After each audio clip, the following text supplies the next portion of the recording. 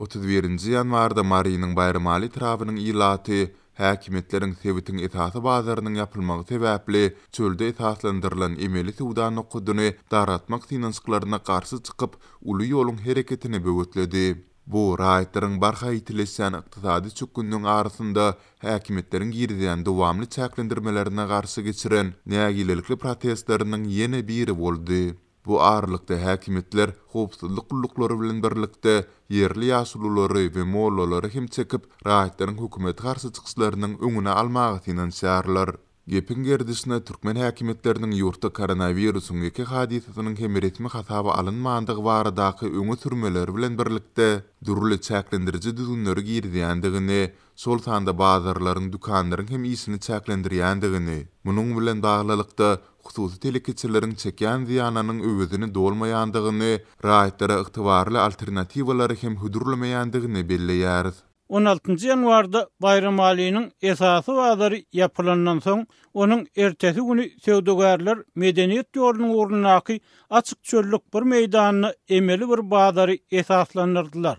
Aradan 2 hepde töweregi wagt geçenden soň, ýagny 31-nji ýanwarda häkimligiň işgärleri polisiýa bilen gelip, onlarça söwdegär we aljeýny bir ýerden zor bilen dargatjak boldular. Dip bu ýagdaýlara saýat bolan yerli ýaşaýjylaryň biri 1 fevralda habarçymyza gurrun berdi.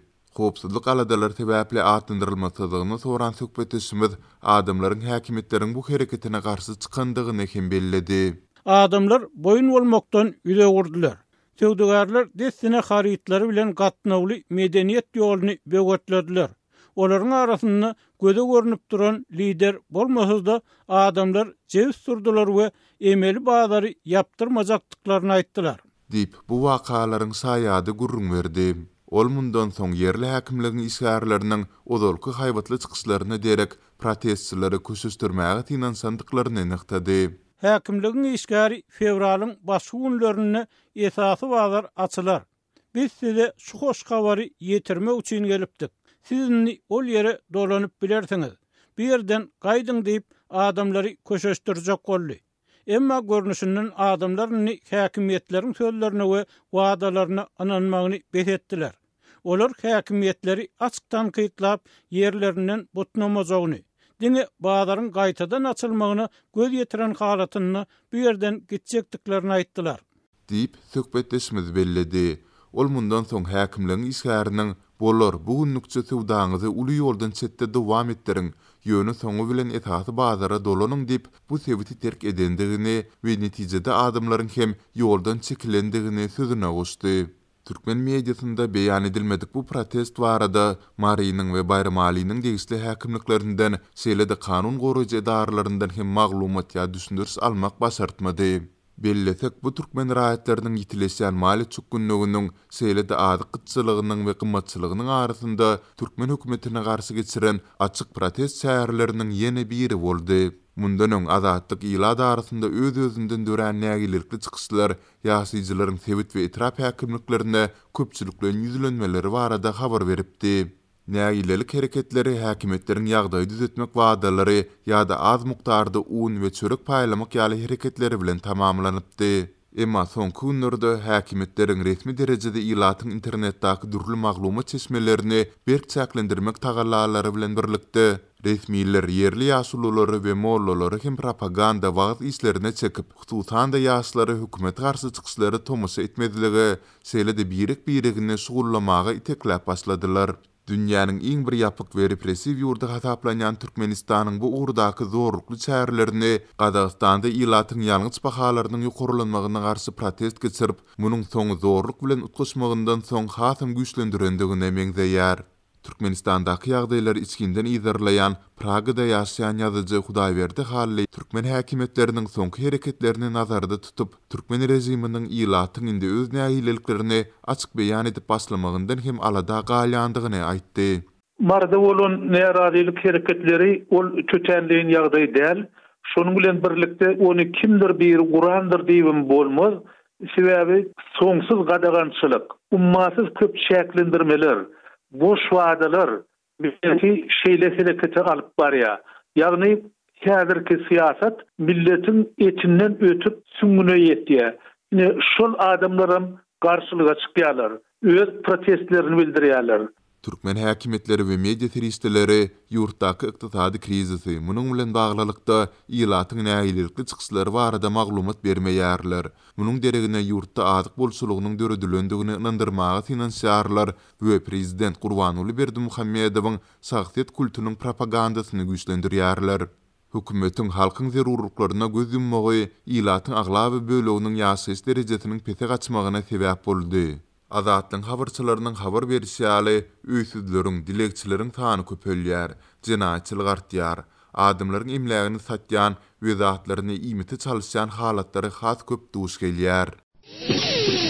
Mary vilayetinde avtolog sürücülerinin onlarçası vilayet prokuraturasına arza yazıp, yol polisiýasynyň maska dakynmak düzgünleri boýunça dürli bahanalary tapıp, özlerine iýligderli jerime salýandygyndan şikayet etdi. Bu barada arza gol goýan sürücülerin bir näçesi Azatlyk radiosynyň Sewitdäki habarçysyna gurrun berdi. Habarçymyzyň maglumatlaryna görä, geçen hepde vilayet prokuraturasyna tawşyrylan bu arza 30-dan gowrak hususy avtolog eýesi gol goýdy. Arzada sürücüler döwlet ýol gödekçiligi gullugynyň we vilayet polisiýasynyň işgärleriniň ulagyň ýydyndaky ýolawçylaryň maska düzgünlerini bozandygy üçin özlerine jerime salmagyndan şikayet etdiler. Polisiýa işgärleri ulagyň ýydynda oturup barýan ýolawçynyň burnunyň görünýändigini, maskasynyň kiçidigini ýa satyn alman, özüniň tikinendigini ýa-da onuň reňkiniň talaba laýyk däldigini aýdýarlar. Hususy avtolog sürüjüsi maska dakynmak baradaky düzgünleri dogry we dolu berjay etse-de, olaryň ulaglary wagtlaýyn ellerinden alınıp, olara jerime salınýar diýip arda gol goýan sürüjüleriň biri anonimlik şertinde 31-nji ýanwarda habarçymyza gurrun berdi. Onuň sözlerine görä sürüjüler ardada ulagy dolandyryp barýan raýatyň iýski setirde oturan adamyň maska düzgünni berjay edendigine ýa etmändigine gödekçilik etmäge mümkinçiliginiň ýokdugyny hem aýtdylar.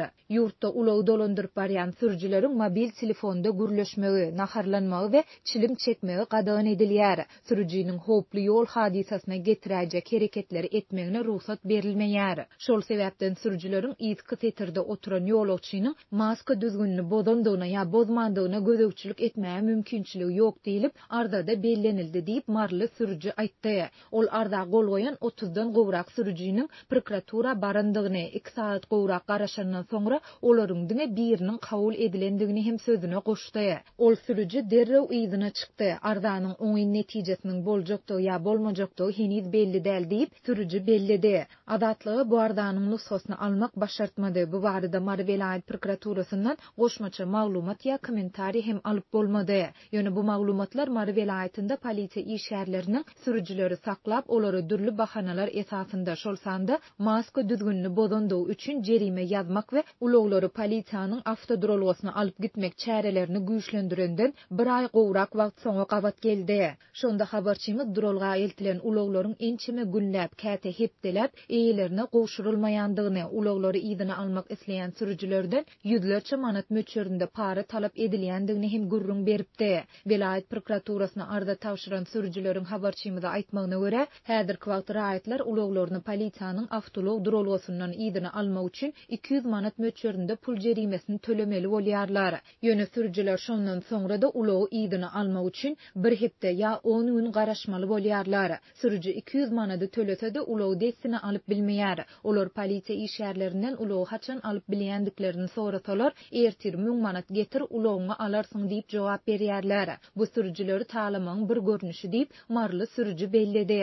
Habarçymyz şu günler polisiýanyň avtolog drolgasyna günde onlarça ulagyň eltilýändigini hem aýtdy. Türkmen häkimetleri ýurtda maska dakynmak rejimini geçen ýylyň noýabrynda gaýtadan güýçlendirip başlady. Dekabryň ahirinden bäri polisiýa işgärleri maskasy saklanan köçelerdäki raýatlary 50 manat, idara kärhanalardaky işgärleri 40 manat jerime salýarlar. Türkmenistanda lukmançylyk maskalaryny dakynmak hökmany bolup, bu talap 2020-nji ýylyň iýulynda bütün dünýä saglyk guramasynyň koronavirus boýunça missiýasynyň ýurda eden saparyndan soň girdilipdi. Şonda daşary ýurt bilermenleri Türkmenistana ýurtda koronavirus bar ýaly hereket etmegi maslahat beripdiler. Ýurdun saglygy goraýyş we derman senaty ministrligi maska dakynmak talabyny ilatyň saglygyny howadaky tozan bölejikleriniň gorumagyň zerurlygy bilen düşündiripdi. Adatlyk bilen anonim şertde söhbetdeş bolan saglyk işgärleri ýurtda müňlerçe adamyň koronavirus bilen ketellendigini we ondan ölendigini habar berdiler.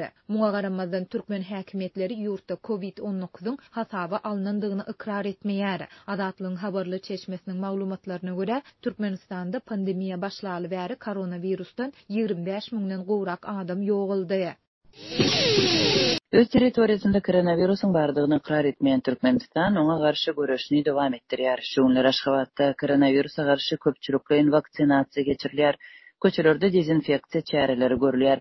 Häzirki wagtda ýurdun esasy howa derwedetiniň yerleşýän welaýatynda COVID-19 hastalary üçin täze karantin zolagy gurulýar. Aşgabatda ýaş 60 ýaşdan geçen adamlara, şeýle-de mogallimlere, polisiýa işgärlerine we medisina işgärlerine gaýtadan vaksin edilýär.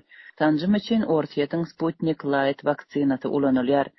Azatlyk radiosynyň Aşgabatdaky habarçylarynyň berýän maglumatlaryna görä Sputnik vaksinasy ulanlyp edilýän tanjymlar paýtagtda 29 ýanwarda başlanypdyr.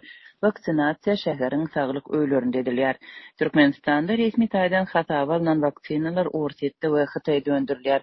Türkmenistan koronavirusa garşy tanjym etmegi hökmany eden az sanly dünýä ýurtlaryndan biridir.